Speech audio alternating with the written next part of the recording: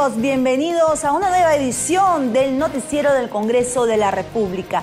Les saluda Susana Espinosa. A continuación los dejo con nuestros titulares. Gabinete Ministerial se presentó ante el Pleno del Congreso para responder estación de preguntas. Parlamentarios de diferentes bancadas destacaron mecanismo constitucional que permite diálogo entre el Ejecutivo y Legislativo. Presidente del Consejo de Ministros dijo que el Perú cuenta con equipo sólido y cohesionado en fase final ante la Haya. Titular del Congreso hizo llamado a todos los sectores para mantener cohesión en temas de política exterior. Aprueban pronunciamiento para declarar en emergencia seguridad ciudadana en todo el país. Choferes de taxis y colectivos de Lima y Callao se reunieron con miras a su formalización. El gabinete ministerial que preside Óscar Valdés Dancur se presentó ante el Pleno del Congreso para responder la denominada estación de preguntas de los parlamentarios de las distintas bancadas políticas. Al responder la estación de preguntas, el ministro de Economía y Finanzas, Luis Castilla, informó que el Estado dejó de percibir 400 millones de nuevos soles por los beneficios tributarios que gozan las universidades, pese a que su vigencia concluyó en 1999. Fue al absolver una de las preguntas de la bancada fujimorista. Los ministros de Estado, encabezados por el presidente del Consejo de Ministros, Óscar Valdés, asistieron al Pleno del Congreso para responder las 83 interrogantes del mecanismo constitucional denominado como la estación de preguntas. Teniendo en cuenta que la citada norma no especificaba plazo de vigencia de manera expresa, resultaba de aplicación el plazo supletorio de 3 años de la norma séptima del título preliminar del Código Tributario, por lo que el beneficio terminó a fines del 99. Al absolver la pregunta del congresista Norman Lewis de la bancada Alianza Parlamentaria sobre el impacto de la crisis financiera en nuestro país, el titular de Economía recordó que el Ejecutivo emitió a finales del 2011 2 decretos de urgencia para acelerar el gasto en inversión pública como parte de una política de estímulo fiscal preventiva. Que se suma también un programa que es un bono para la ejecución eficaz de la inversión, donde se entrega un adicional por una ejecución que vaya superando ciertos umbrales.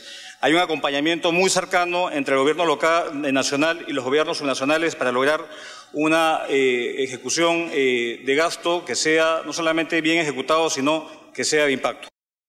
El congresista Mauricio Mulder expresó su inquietud sobre el costo del programa piloto del Servicio Policial Voluntario. Al respecto, el ministro del Interior, Daniel Lozada, explicó que ese plan piloto permitirá que 700 policías sean trasladados para el servicio de seguridad ciudadana en las calles de Lima. Si el criterio con el que se hace la comparación de cuánto cuesta preparar un número de policías es 20 millones y en cambio estos jóvenes cuesta 7 millones, a mí me sorprende porque obviamente se trata de jóvenes que no tienen el nivel de preparación de un policía, obviamente no tienen el nivel de autoridad de un policía y por lo tanto la comparación no es lo más preciso que pueda haber. Porque con ese criterio, señor ministro, entonces reemplacemos a los 90.000 o 100.000 policías por jóvenes que tengan un costo similar y vamos a reducir enormemente los costos del funcionamiento de la policía. Respondiendo a la pregunta del congresista Carlos Tubino, el ministro de Defensa, Alberto Otárola, propuso un debate público sobre el rol de las Fuerzas Armadas en la lucha contra el narcotráfico. Dijo que actualmente ya colaboran con la policía en esa tarea en las zonas de emergencia. Acá estamos frente a una situación de emergencia en el BRAE. Y en el BRAE hoy día se producen 157.000 kilos de cocaína y lo que se está decomisando es casi nada. Le estamos haciendo arañazos al narcotráfico y no una lucha puntual. Tenemos 28 bases contra terroristas en la zona. Existen misiones constitucionales distintas, pero convergentes por excepción. ¿Y cuál es la excepción? La excepción es el artículo 137 de la Constitución, que faculta la intervención de las Fuerzas Armadas cuando se establece o declara los estados de emergencia. Pese a este mandato constitucional explícito, existe toda una nomenclatura legal que efectivamente trata de hacer coincidir las misiones conforme a las necesidades propias del país. Me estoy refiriendo, por ejemplo, al decreto legislativo 824, que es la ley de lucha contra el narcotráfico, que establece, entre otras cosas, por ejemplo, que la Fuerza Aérea del Perú, en cumplimiento de su función, está facultada para interceptar aeronaves nacionales y extranjeras que sobrevuelen el espacio aéreo en las zonas cocaleras a efecto de establecer su identificación, naturaleza de vuelo y destino final.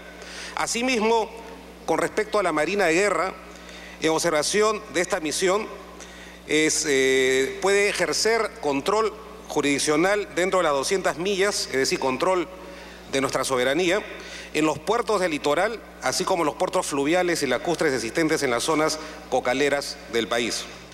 El parlamentario Gustavo Rondón, de Solidaridad Nacional, expresó la necesidad de reglamentar las leyes que aprueba el Pleno del Congreso, por lo que el presidente del Consejo de Ministros, Óscar Valdés, se comprometió a acelerar este proceso de la reglamentación de leyes que en algunos casos han caducado los plazos. Creo que es importante evitar leyes natimuertas. Hemos estado haciendo las estadísticas de los números que usted nos ha presentado. Más o menos el 25% de las leyes propuestas deben tener reglamento y de ese total el 25% no se reglamenta. Hay leyes que indudablemente necesitan reglamentación. Yo le pediría en todo caso de que esas leyes, las próximas a vencer, sean las atendidas con mayor urgencia. Hay algunas que son imposibles por su contenido, porque de alguna manera afectan a otros ministerios, afectan el presupuesto de la nación, pero en este menester estamos trabajando arduamente porque creemos que es una tarea que se tiene que hacer. No puede ser posible que hayan leyes dadas por el Congreso y se haya dispuesto la confección de un reglamento y no se esté cumpliendo esta disposición dada por el Congreso. Al referirse a la pregunta de la bancada nacionalista sobre una supuesta compra de terrenos en Chincheros, dejando de lado la aplicación de la ley de la consulta previa, el titular de la PCM aclaró que no se ha realizado ninguna compra y que se viene haciendo estudios para la construcción de un aeropuerto en esa zona. Culminadas las exposiciones de los ministros, los parlamentarios de las distintas bancadas políticas opinaron respecto a este mecanismo constitucional y a las respuestas dadas por los ministros de Estado. Esto es útil para ir monitoreando la labor que hace cada ministro en su sector y para ejercer el control político que la Constitución le encarga al Congreso de la República. ¿Algún tema en especial de la bancada o usted sobre algún tema específico? Hay temas muy variados que van desde el desarrollo del peritaje de Conga, pasando por los colegios emblemáticos y su desarrollo, el tema del agro y las irrigaciones, el tema de salud, el problema de la leucemia, en fin, se ven todos los sectores, es multisectorial y quizás lo que deba hacerse es focalizar más en las futuras estaciones de preguntas a solo un grupo de ministros para no hacer sesiones tan largas. Destacar la preocupación que hoy tenemos y que nuestro ministro de Salud ha señalado la preocupación y la prioridad en el tema de la atención del cáncer. Estamos trabajando una propuesta que bordea los 500 millones para atender a los niños y está saliendo el primer contingente de niños. Precisamente hoy han estado aquí en el Congreso 16 de ellos. Y en realidad la primera delegación de niños que están saliendo para trasplante de médula ósea son un total de 20. Otra de las preocupaciones que ha expuesto nuestro ministro de Economía es que se va a atender el tema del CAFAE en las próximas semanas con un monto por lo menos de un piso mínimo de 450 soles, considerando que había gente que tenía en el CAFAE un monto que ni siquiera llegaba a los 50 soles. Este mecanismo de control político refuerza el sistema democrático y el Congreso, ¿no? Totalmente, totalmente. No nos olvidemos que una de las funciones del congresista es la de fiscalización y esto de alguna manera ayuda en ese trabajo de fiscalización, tomando en cuenta la fiscalización no como poner piedras en el camino, sino ver dónde se encuentran los problemas más álgidos para a través de la legislación o a través de gestiones nosotros poder ayudar a solucionarlos. Bueno, nosotros estamos con el tema de minería, como casi todos, el tema de seguridad que justamente está tocando el ministro del Interior, el tema de la agricultura, que hay una necesidad, como se le ha manifestado al ministro de Agricultura, de dar y crear un sistema, un programa nacional para que pueda crearse infraestructura de riego en toda la sierra del Perú. El tema finalmente también del medio ambiente, el tema de los mineros informales. Creo que en general se ha podido tocar los temas emblemáticos que los ministros con mucha disposición están respondiendo, pero con lo que nosotros esperamos de aquí para adelante es acciones mucho más efectivas, más concretas. La estación de preguntas es una práctica democrática muy importante porque permite un acercamiento directo entre el Ejecutivo, a través de sus ministros, y los parlamentarios. Creo que se está desenvolviendo de una manera estupenda, sin mayores sobresaltos, y va a ser muy enriquecedor. No solo por lo formal que se produce en el Pleno, sino porque además se generan espacios en los cuartos intermedios y en los propios pasillos, donde los parlamentarios abordan a los congresistas para temas muy puntuales, preocupaciones, dudas, en función a diversas materias. Yo creo que esto es favorable porque está absolviendo muchas interrogantes, toda vez que a veces los ministros, por las múltiples tareas que ellos tienen, es difícil poder responder a cada uno, pero creo que hoy se está cumpliendo este gesto democrático de parte del Congreso de la República. ¿Qué temas o preocupaciones específicas de su bancada o de usted mismo han planteado en la estación de preguntas? Bueno, básicamente yo creo que el tema de salud, de educación, seguridad ciudadana y el problema de defensa nacional, creo que esos son 4 ejes fundamentales que mi bancada Solidaridad Nacional está impulsando y creo que se está llevando con total correctitud. Creo que consolida la democracia y demuestra el talante democrático del presidente del Congreso y del presidente de la República. ¿Existe algún tema específico que han planteado, de algún problema en especial de su bancada Gana Perú?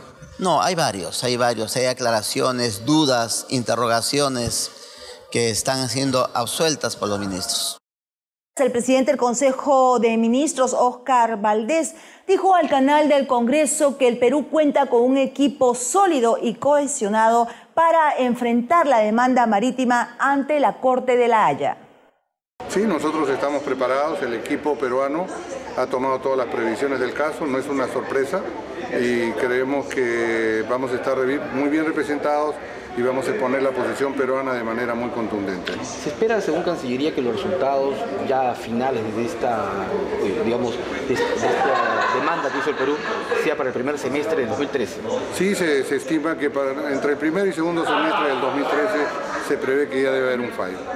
Ahora, el equipo peruano está muy bien cohesionado para esta fase final, digamos. Sí, el equipo peruano está cohesionado desde el principio. Se ha constituido un buen equipo, se le ha dado todas las facilidades del caso. El gobierno no ha escatimado ningún esfuerzo y creemos que esto va a salir muy bien. De acuerdo a lo que se ha avanzado en la fase escrita y ahora lo que se apunta a la fase oral de esta demanda marítima, todo hace apuntar, al menos, o hay confianza de parte nuestra que el resultado será favorable a los intereses peruanos. Bueno, nosotros tenemos una posición muy sólida, como le he adelantado. El Perú realmente en toda esta etapa ha propuesto que el tema del límite marítimo no ha sido fijado y creemos que eso es lo que se va a definir en la Corte. Y al volver, la Comisión de Seguridad Ciudadana aprobó importante pronunciamiento. Los detalles tras la pausa.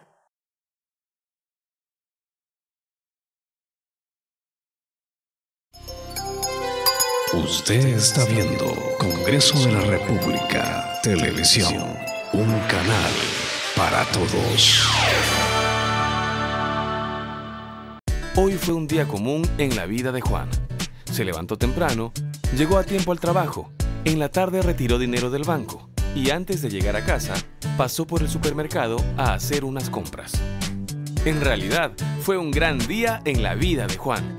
Y es que hoy estuvo acompañado de Isaac, su perro guía, que le cambió la vida. El Congreso de la República aprobó la ley que promueve y regula el uso de perros guías por personas con discapacidad visual, garantizando su libre acceso en lugares públicos y privados sin restricción alguna. El Congreso de la República abre sus puertas al Perú. Los peruanos sí nos ponemos de acuerdo.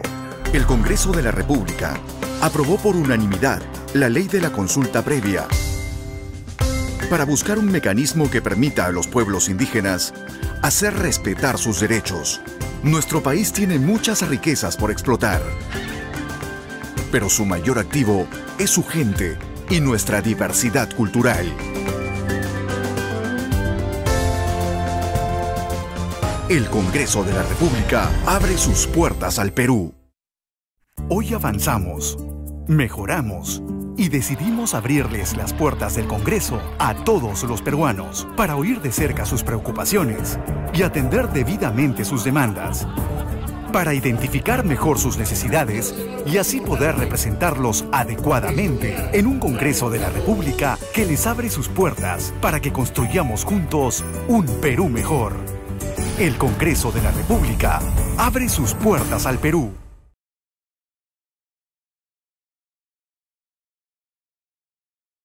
El presidente del Congreso, Daniel Abugataz, hizo un llamado a todos los sectores políticos a superar la polémica generada por la cancelación de la llegada de una fragata británica a aguas peruanas. El mensaje que tiene que salir al final del día de hoy es un mensaje de unidad total del Perú en defensa de la posición y de la política internacional que está llevando adelante el gobierno. Aquí no pueden haber medias tintas, aquí no pueden haber opiniones distantes. Creo que todos, en todo momento, cuando se trata de la soberanía y la seguridad nacional, tenemos que estar unidos como un puño. ¿Y qué efecto puede tener en un momento así hablar o insistir en una interpelación? Mira, yo me atrevería a decir que pudiera llegar a ser catalogado hasta como un intento de traición a la patria, ¿no? O sea, yo realmente que buscar desestabilizar la política exterior del país en un momento como el que estamos viviendo es nefasto para los intereses del país, ¿no? Es mostrar un país partido, un país donde un sector de la oposición cuestiona la política exterior del país, será pues para que en Chile estén aplaudiendo como focas, ¿no? Porque no se trata de imponer absolutamente nada, sino que se entienda que esta es una situación de seguridad nacional, esta es una situación de la política exterior del país que está muy bien manejada por el presidente de la República. Ha habido un traspiés con este tema, pero ese traspiés no nos puede llevar a que nosotros perdamos el rumbo, ¿no? Un pronunciamiento para declarar en emergencia la seguridad ciudadana en todo el país aprobó la Comisión Multipartidaria de Seguridad Ciudadana. Previamente recibió el informe de la alcaldesa de Lima, Susana Villarán. Un pronunciamiento mediante el cual se exhorta al presidente de la República a declarar en situación de emergencia la seguridad ciudadana en todo el país aprobó por mayoría la Comisión Especial Multipartidaria de Seguridad Ciudadana que preside el legislador Renzo Reyardo. La medida tiene como efecto autorizar a las entidades del sector público la ejecución de acciones necesarias para hacer frente a la situación de grave peligro que enfrenta el país por causa de la delincuencia generalizada, entre ellos atender los requerimientos de abastecimiento logístico de las fuerzas del orden. De otro lado, se presentó en dicho grupo de trabajo la alcaldesa de Lima, Susana Villarán de la Puente, quien expuso las acciones que viene desarrollando su comuna para combatir la inseguridad ciudadana. Señaló que el diagnóstico que la municipalidad tiene sobre la inseguridad ciudadana es muy grave. Dijo que según una encuesta realizada por el Observatorio Lima ¿Cómo vamos?, el 80% de la población señala a la delincuencia como el problema que afecta su calidad de vida. No es la misma percepción la que tiene el poblador de San Juan de Lurigancho, de Puente Piedra, o de Tablada de Lurín, o de Comas, que es la que se tiene en San Isidro, en La Molina, en las partes más residenciales de nuestra ciudad. Refirió que el déficit de policías en los distritos de Lima es muy variable y no cuentan con los estándares internacionales. Dijo que hay zonas que cuentan con menos de un efectivo policial por cada 1000 habitantes y este es el caso de Cieneguilla, Caraballo, Comas, Surco, San Juan de Miraflores, Villa El Salvador, entre otros. Necesitamos 60.000 más policías, 60.000 policías más en el país para llegar al promedio deseado entre el personal de suboficiales y oficiales dentro de la pirámide, que es lo deseable en la estructura policial. Susana Villarán expresó que para hacer frente a la delincuencia en Lima, su comuna ha incrementado en 58.84% el número de serenos. Afirmó que la Municipalidad de Lima cuenta con los recursos económicos necesarios para comprar el día de franco de 700 policías a 95 soles el día. El Grupo de Trabajo Control Político aprobó por unanimidad un informe que recomienda declarar inconstitucional un decreto de urgencia que dicta medidas para la reestructuración del fútbol peruano. El informe sustentado por el presidente del Grupo de Trabajo de Control Político, Marco Falconi, señala que si bien existe la necesidad de solucionar el problema económico del fútbol, el Poder Ejecutivo pudo haber presentado una iniciativa legislativa con carácter de urgencia. Precisó que los alcances de ese dispositivo no son generales, sino que favorecen a determinados sectores económicos. No se describe fehacientemente la existencia de una situación extraordinaria e imprevisible que conlleve un peligro nacional, tal como aparece redactado, en este caso, el decreto de urgencia. El documento señala que se contraviene el artículo 103 de la Constitución, que establece que pueden expedirse leyes especiales porque así lo exige la naturaleza de las cosas, pero no por razón de las diferencias de las personas. El acuerdo será elevado a la Comisión de Constitución y Reglamento y luego al Pleno del Congreso. El primer vicepresidente del Parlamento, Manuel Merino de Lama, denunció irregularidades en el PRONA en el proceso de adquisición de arroz a sobreprecio. El precio que está comprando PRONA es un precio por encima de los 100 soles el saco. Pero lo que es más grave, este arroz que se está trayendo, que se ha encontrado en 8 camiones que venían de Bolivia y se estaba trasegando para llenar en sacos de PRONA, es un arroz que no reúne las condiciones en calidad, en primer lugar, y en segundo lugar, que transgrede las 3 leyes que tenemos de compra de alimentos. Hemos recibido de parte de Conviagro la petición fundamentalmente para que haya la posibilidad de que se pueda sancionar a aquellos malos funcionarios que hacen mal uso de las normas que se trata de la compra de alimentos nacionales y no alimentos, en este caso, extranjeros, en este caso el arroz, porque el precio promedio que tienen los productores es por encima de 90 soles el saco. Sin embargo, en estos momentos están trayendo un arroz que, importándolo legalmente, vendría a aproximadamente 50 soles el saco de Bolivia, pero PRONA está comprando a 110 soles, o sea, encima de los 100 soles. Son unas compras con una total incoherencia. Las adquisiciones que las tenemos aquí a la mano, que son el 29/2 del 2012, o sea, estamos hablando del 29 de febrero, por cerca de 60 millones, estaría dando una utilidad a estas presuntas personas de 20.000 soles. O sea, 20 millones en 60 millones de compra. Y al volver, choferes de taxis y colectivos se reunieron para lograr su formalización. Los detalles tras la pausa.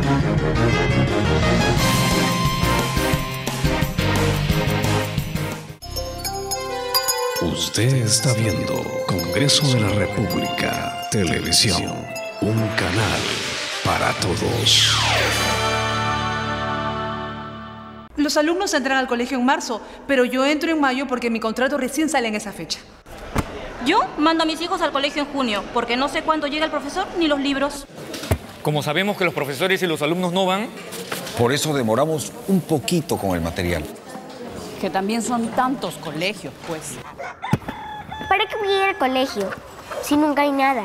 Ni profesores, ni libros, y los baños. Dejemos de tirarnos la pelota. La educación está en las manos de todos nosotros. Asumamos el compromiso de no jugar más con nuestro futuro, haciendo lo que nos toca a tiempo. El Ministerio de Educación está cambiando. Cambiemos la educación, cambiemos todos. Seguimos combatiendo la extrema pobreza. No puede ser que de los 300 distritos más pobres del país, en el presupuesto que se va a discutir en el Congreso en los próximos días, al 25% de los 300 distritos más pobres se les reduzca el presupuesto. Eso no puede ser. El Congreso de la República aprobó una partida presupuestal adicional para combatir la extrema pobreza de los distritos más necesitados a nivel nacional. Seguimos trabajando por la inclusión social. El Congreso de la República abre sus puertas al Perú. Los peruanos sí nos ponemos de acuerdo.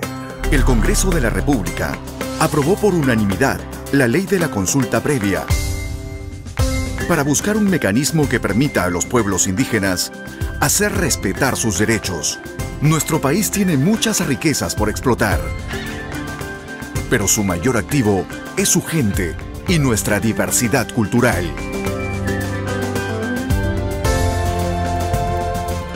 El Congreso de la República abre sus puertas al Perú. Hoy avanzamos, mejoramos y decidimos abrirles las puertas del Congreso a todos los peruanos para oír de cerca sus preocupaciones y atender debidamente sus demandas, para identificar mejor sus necesidades y así poder representarlos adecuadamente en un Congreso de la República que les abre sus puertas para que construyamos juntos un Perú mejor. El Congreso de la República abre sus puertas al Perú.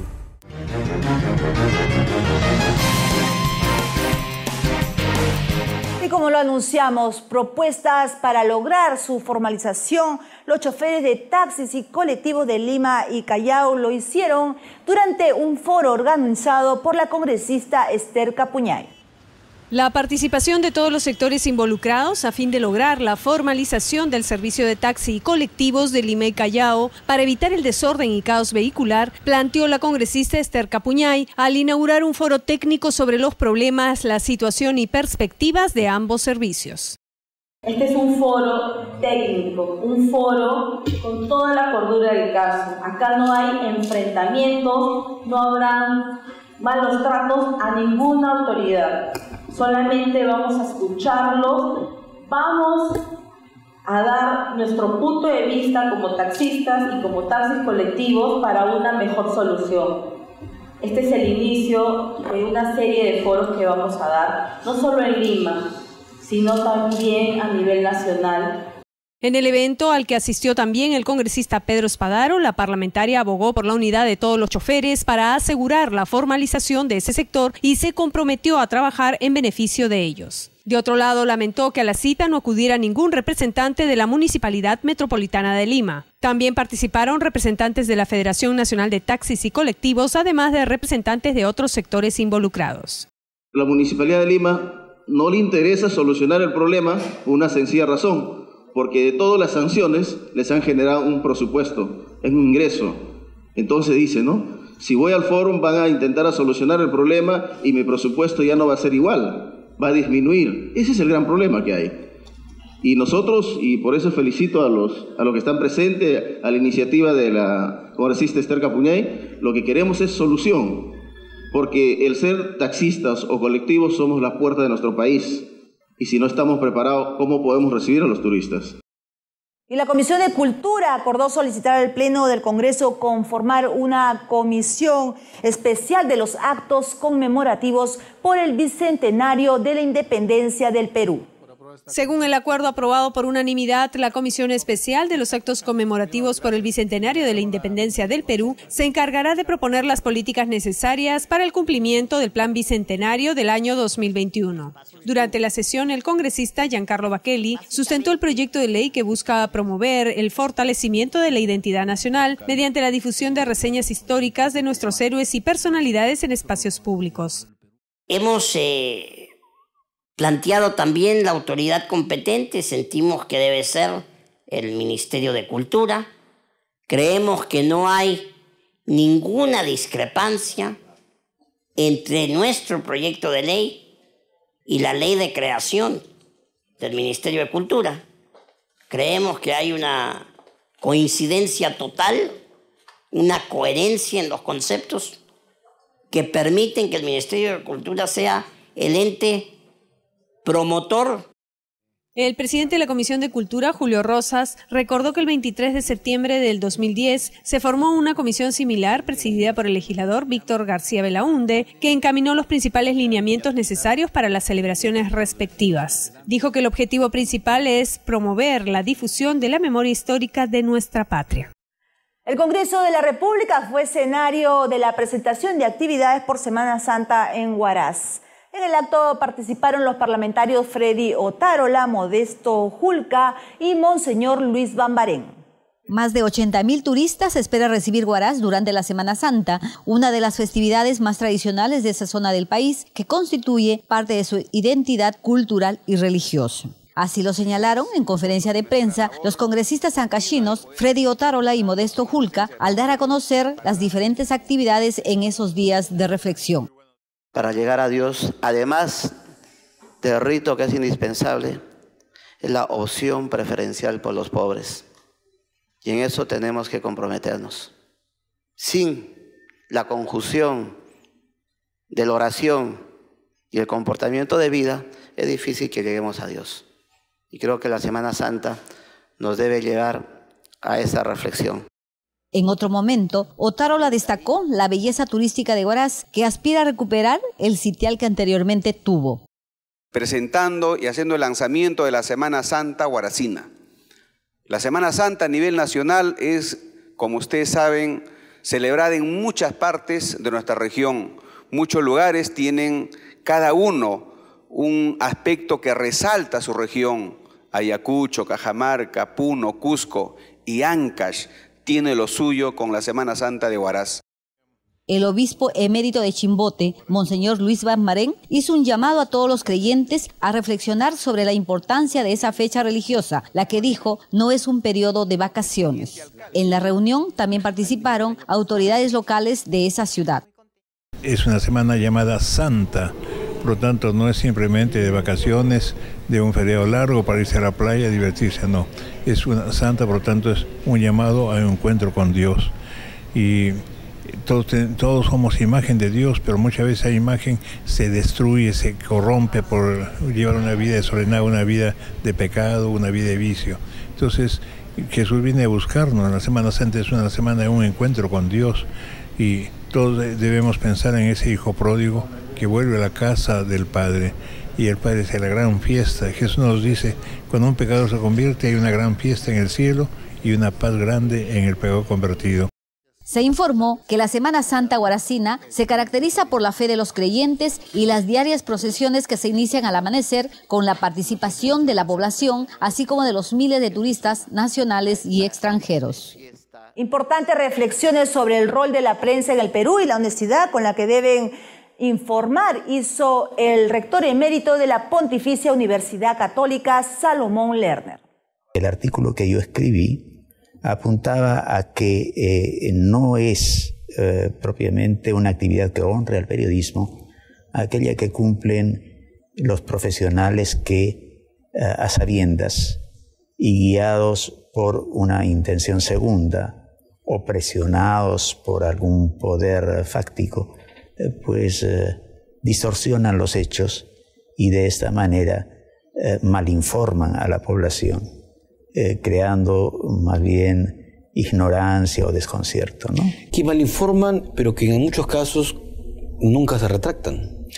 Ese es el problema, es que creo que aquel que obra con mala intención y que a priori dirige informaciones sesgadas u opiniones malévolas respecto de cosas o personas, es alguien que no va a estar dispuesto a rectificarse a menos que se le querelle judicialmente. Pese a que está contemplado esto como una figura en la Constitución. Sí, pero vea usted, la Constitución muchas veces no es leída y más todavía de las veces no es respetada. Aquí se trata de una honestidad interna.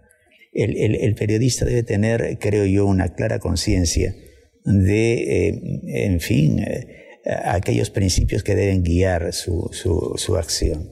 Y estos son los de ser fiel a aquello que la realidad ofrece. Hay también una realidad en nuestra sociedad, y es que hay libertad de prensa, pero también está la libertad de empresa. Bueno, yo creo que desgraciadamente en un país en donde de algún modo está primando el criterio economicista y al hombre se le define más bien como un agente del mercado, en una sociedad así, el tema que usted señala nos conduce casi imperceptiblemente a que la libertad de prensa se someta a la libertad de empresa y que el periodista de algún modo entonces tenga que en muchas ocasiones adecuarse a aquello que es la opinión o la línea de pensamiento de aquel que es dueño de la empresa en la cual trabaja.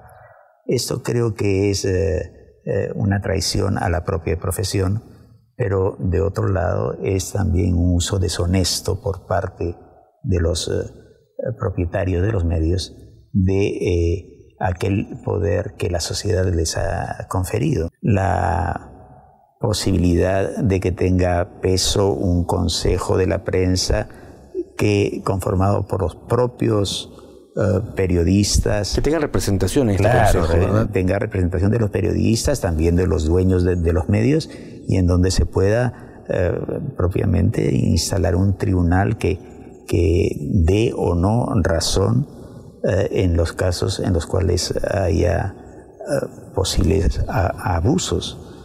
Y ahora vamos con lo último de la información. Voy a hacer lectura del pronunciamiento multipartidario que estamos haciendo presente el día de hoy sobre la propuesta de interpelación al ministro de Relaciones Exteriores. Los voceros de los grupos parlamentarios que suscriben se dirigen a la opinión pública a fin de emitir el siguiente pronunciamiento. Primero, de acuerdo al artículo 118, inciso 11 de la Constitución, corresponde al presidente de la República dirigir la política exterior y las relaciones exteriores. El Ministerio de Relaciones Exteriores es el organismo encargado de planificar y ejecutar esta política de Estado. 2. En los últimos días se ha producido un incidente diplomático con el Reino Unido debido al ingreso frustrado a nuestro país de una fragata militar de la Armada Británica, lo que ha puesto en discusión la acción de nuestra Cancillería y de su titular, motivando que grupos parlamentarios presenten una moción de interpelación a este último. 3. La posición oficial del Gobierno respecto al incidente con la fragata británica y en especial la política exterior del Perú en materia de la defensa de la soberanía de la región han sido debidamente explicados en sesión conjunta reservada por los ministros de Relaciones Exteriores y de Defensa. 4. Siendo la interpelación un recurso democrático y manifestación del control político que ejercen los congresistas de la República, no pueden utilizarse como mecanismo de presión para atacar al Gobierno en su política exterior, más aún cuando estamos inmersos en medio de un contencioso jurídico con Chile. 5. El país demanda de sus congresistas señales claras de unidad. En el debate interno caben la discrepancia y la disensión, pero en temas de política exterior tenemos que estar a la altura de las circunstancias y mostrar nuestra capacidad de fortalecernos en la unión, sin perder la perspectiva de que por encima de nuestros intereses de grupo está el interés general y permanente de la nación. Lima, 23 de marzo del 2012, firmado por Freddy Otárola Peñaranda, portavoz del Grupo Parlamentario Nacionalista, Carmen Omonte Durán, portavoz del Grupo Parlamentario Alianza Parlamentaria, y Esther Capuñay, portavoz del Grupo Parlamentario de Solidaridad Nacional. Muchísimas gracias. Hasta aquí con la información de las actividades parlamentarias. Y recuerde usted que puede obtener más información en nuestro portal www.congreso.gov.pe. Lo dejo con nuestros titulares. Hasta la próxima. Gabinete Ministerial se presentó ante el Pleno del Congreso para responder estación de preguntas. Parlamentarios de diferentes bancadas destacaron mecanismo constitucional que permite diálogo entre el Ejecutivo y Legislativo. Presidente del Consejo de Ministros dijo que el Perú cuenta con equipo sólido y cohesionado en fase final ante la Haya. Titular del Congreso hizo llamado a todos los sectores para mantener cohesión en temas de política exterior. Aprueban pronunciamiento para declarar en emergencia seguridad ciudadana en todo el país. Choferes de taxis y colectivos de Lima y Callao se reunieron con miras a su formalización.